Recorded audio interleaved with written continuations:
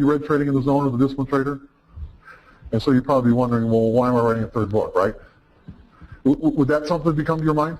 Yeah. Okay, well, why am I doing that? Well, okay, here's the reason why I'm doing it. About 8 years ago, I was asked to speak at a trading conference that was going to be quite large. Be about 5,000 or 6,000 people were expected to attend the conference. It was going to be in Texas. And, you know, if you people have been in this business for a while, you'll know that there's a lot of people that just aren't that ethical. I mean, there's a lot of ways that people can be taken advantage of in this business, and there's a lot of people that understand that, a lot of people that exploit people who want to become traders. And so as a result, I didn't want to be associated with somebody or an organization that fell into that category. And I asked them to, and I knew they had user groups all over the country, and so I asked them if I could attend some of their user group meetings to, you know, to see just how well they lived up to their claims of customer service and the kind of products that they offered. And so they had a pretty substantial user group in the Phoenix area, and I attended. There were probably a little over 100 people, maybe 110, 20 people, and I was just kind of taken back. One, I mean, everyone was really enthused with this company. They really loved the product. They loved the customer service that they were providing. And but the other thing I was taken back by was just how absolutely, totally clueless they were. And because I was used to working. I started coaching in really around 1982 or 1983, and most of the people that I worked with were like floor traders, you know, at the Chicago Board of Trade, Chicago Mercantile Exchange, and then later on a lot of hedge fund managers, and you know, people who fell into the category of what I call professional traders. I mean, people who are die-hard traders. And so actually my coaching clientele kind of fell into two categories with nobody in between. In that I had the professionals, people who had been in the business for a long time, and they understood, just based on their experience, the importance of their state of mind and their psychology played on their results. So there wasn't any convincing them, you know, that this was the direction they needed to go. And then at the other end of the extreme was the person who had been in the business for probably quite a while, lost usually a lot of money, lost their account several times, and they're at the point of what I call total and complete exasperation, where you might want to think of someone being on an alcoholic bender, and they wake up with their head in the gutter, literally their head in the gutter, and they look up and they say, "Okay, God, I'm ready. I'll do anything," and they mean it. It's not lip service. It's not bullshit. They really mean it. I'll do anything. And so I didn't have anybody in between because they didn't realize what they were getting into, okay? So basically, this group of people in the user group, they were all these in-betweeners. And not only they were just in-betweeners, none of them were professionals.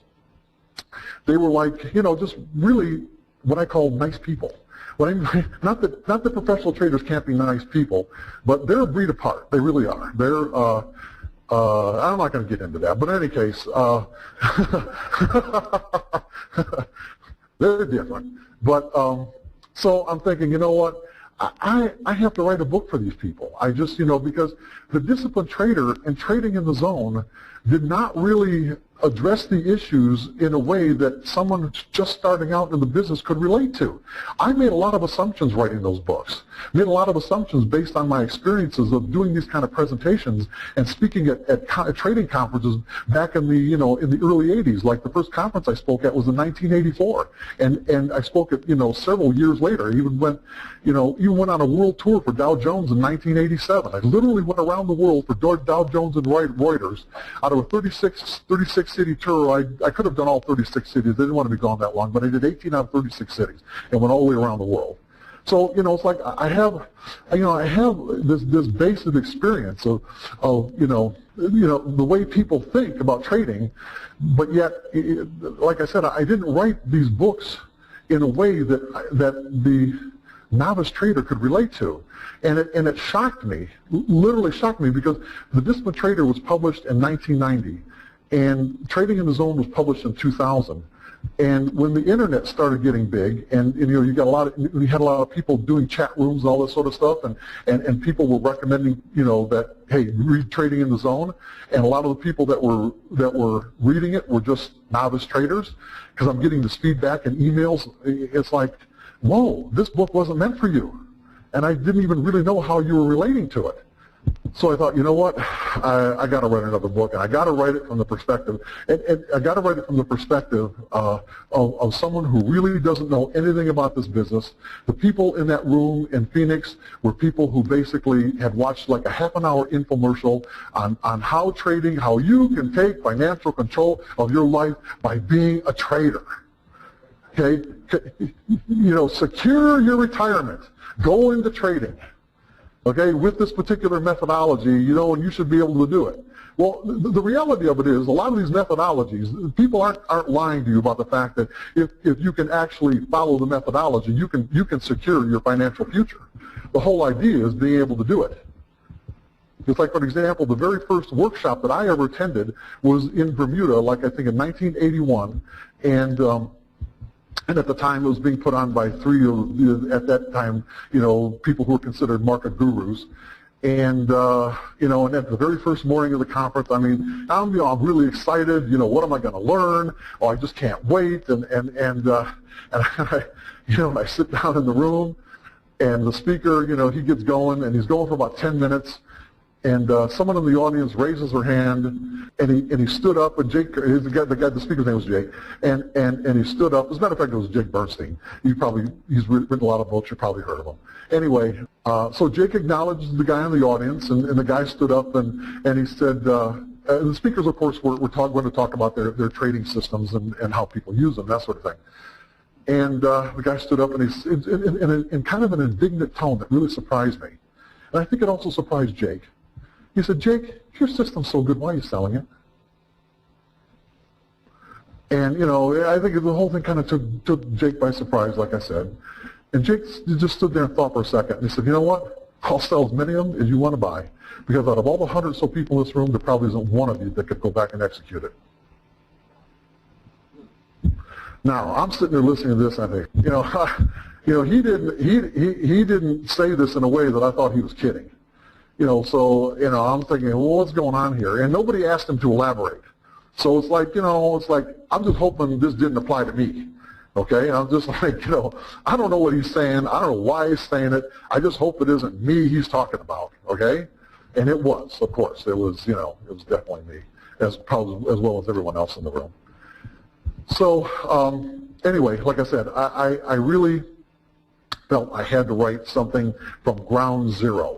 In other words, if you don't know anything about this business, if you don't know anything about the nature of trading, and especially if you don't know anything about the nature of price movement, that you can actually go through, understand what you need to go through, and go through a process of changing the way that you think, because this is what this is all about, everybody. You're going to have to get used to the idea that if you're going to do this successfully, you are probably going to have to change some major assumptions, some major beliefs that you have about the nature of market trading to do it successfully. I'm not saying you're not going to have winning trades. I'm saying that if you want to create a consistently rising equity curve and assure yourself of an income, you're going to have to think differently than what you think right now. There's no way around it. Like, for example, most of you in this room, just quick example, most of you in this room would think that because I'm a trader, and because I put on trades, I'm a risk taker. Does that make sense? Because we know that trading is risky, right? Come on, I'm going to have to get some feedback, guys. Okay, you can't sit there stone-faced. You really can't. Seriously, you can, but it's going to make things hard for me. I don't want it to be hard for me. I want to enjoy myself. Okay, so come on, just give me some feedback. Yes or no? Yes. Okay, thank you. Remember, I haven't done this in 3 years, so give me a break. I'm asking you nice. So, yeah, we're risk takers, right? And yet, when you think about it, everything that you do, or let's say I used to do as a trader with respect to analysis, was to try to eliminate the risk. Was to try to make the risk go away. Was to try to make sure that the trade I'm getting into right now, this trade, was going to be a winner. Not maybe a winner, but going to be a winner. Or why would I do it? Why would I get into a trade if I didn't think it was going to win? Does that make sense to everybody? Is that the kind of logic that makes sense? That's exactly the kind of logic that's going to make sure you're not going to be successful in this business. It's exactly the kind of logic that is going to assure you that you will not make it in this business. This business has nothing to do with winning on a trade-by-trade basis. On a trade-by-trade basis. What you're going to learn today is that your technical systems, okay, what they give you is an edge. Everyone, you heard the word probability said 100 times. Probabilities, edges. Edge is nothing more than a higher probability of one thing happening over another. There's a huge difference between understanding that concept and actually believing it in a way that you can execute your trades properly. You actually have to believe in the nature of probabilities at the very core of your trading personality. Which means you're going to have to give up on the idea that each individual trade is going to be successful. What your system does is give you an edge over a series of trades where the outcome of each individual trade is unknown and unknowable. Not just unknown, unknowable. The more you think you got to know in this business, the less successful you're going to be. This isn't a business about knowing what's going to happen next. It's a business of getting your mind to the point where you're completely detached from your outcomes. Very different than the way we live our lives. Gino, I was talking to Gino last night. Gino's been an attorney for how many years? 43 years. What did you learn when you became a trader in relationship to the kind of strategies that you used as a trader? Everything I use in law absolutely is completely the opposite in trade. Did you hear what he said? Everything he used to be a successful lawyer is completely opposite of the strategies and the thinking methodologies that we have to use to be traders. If I'm a lawyer, am I detached from my outcome? Yeah. You are? Yeah. If I'm a lawyer, am I detached from my outcome? Oh, no. If I'm a lawyer, am I detached from my outcome? Absolutely not. I'm going to make sure that I get the outcome I want. If I'm a doctor, am I detached from my outcome? If I'm an engineer, am I detached from my outcome? So if I'm saying to you to be successful in this business, you're going to have to become detached from your outcomes. Just how in the world are you going to get to the point where you can do that? You don't know. You're right. You probably don't. Thank you. Trade for somebody else. Not everybody. You know, the groups fall. The people that can trade for somebody else and be detached and trade for somebody else, and actually they're even more attached than what they would be normally. I work with both ways. There are people who can actually trade their own money. Once they learn the right methodology and the right mindset, they can trade their own money much easier than they can trade somebody else's, because they're more concerned about, you know, losing money for other people. Somebody you don't know? Yeah, you know, it's still, there's a lot of variables in there. Yeah, that's, you know. So basically, yeah, I had to write this book from, like I said, from the perspective of going from the ground up, and having 2 books under my belt, which I thought were really tough books to write. I mean, they were very, very difficult books for me to write.